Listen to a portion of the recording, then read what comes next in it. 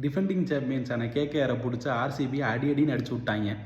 இந்த ஆர்சிபி ஃபேன்ஸ்லாம் அதுக்குள்ளேயும் வந்துட்டு சோஷியல் மீடியா ஃபுல்லாக கப் எடுத்து வைங்க ராஜேந்தர் அப்படின்னு சொல்லிட்டு அலப்பறை கொடுக்க ஸ்டார்ட் பண்ணிட்டாங்க. சரி, அது இருக்கட்டும், நம்ம வந்துட்டு செக்மெண்ட்டுக்குள்ளே போயிடலாம். ஃபஸ்ட்டு செக்மெண்ட் வந்து turning point of the match. Turning point of the match எனக்கு தெரிஞ்சு வந்து க்ரூனல் பாண்டியாவோட செகண்ட் ஸ்பெல்லு. பவர் பிளேலே க்ரூனல் பாண்டியா ஒரு ஸ்பெல் போட்டிருந்தா அப்படி. அதில் வந்துட்டு ஒரு ஓவருக்கு 15 ரன் கொடுத்துருந்தா அப்படி. சரி, 10 ஓவர் முடியுது, 10 ஓவருக்கு 107 ரன்னு. சரி, அங்கேருந்து பார்த்தா அதுக்கடுத்து வெங்கடேஷ் ஐயர், ரசல், ரிங்கு சிங், ரமன்தீப் சிங்லாம் இருக்காங்க. எப்படி வந்து ஒரு 240 போயிடும் நினச்சிட்டு இருந்தேன். ஆனால் க்ரூனல் பாண்டியா 3 ஓவர் ஆன் த ட்ராட், 3 ஓவரில் 3 விக்கெட்டு.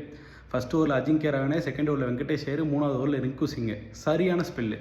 அங்கேருந்து ஆர்சிபி ஒரு பெரிய கம்பேக் கொடுக்குறாங்க. ஆனால் விதை க்ரூனல் பாண்டியா போட்டது. செகண்ட் செக்மெண்ட் என்னென்னு பார்த்தீங்கன்னா வந்துட்டு கீ பெர்ஃபார்மன்ஸு.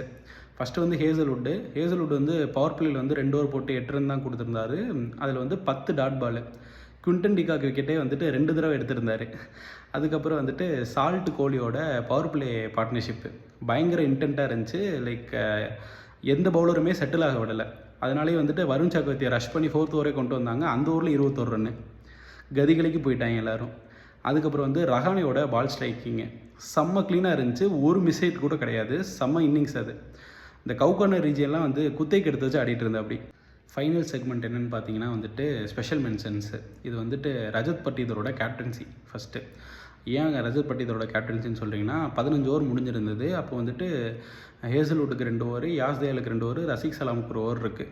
சரி, இவங்க 5 ஓவர் போட்டு முடிச்சுருவாங்க அப்படின்னு பார்த்தப்போ வந்துட்டு சுயா சர்மா 3 ஓவர் கொடுத்து 41 ரன் கொடுத்துருந்தா அப்படி. அவரை கொண்டு வந்து ஆண்ட்ரூ ரசலோட விக்கெட் எடுத்தாங்க.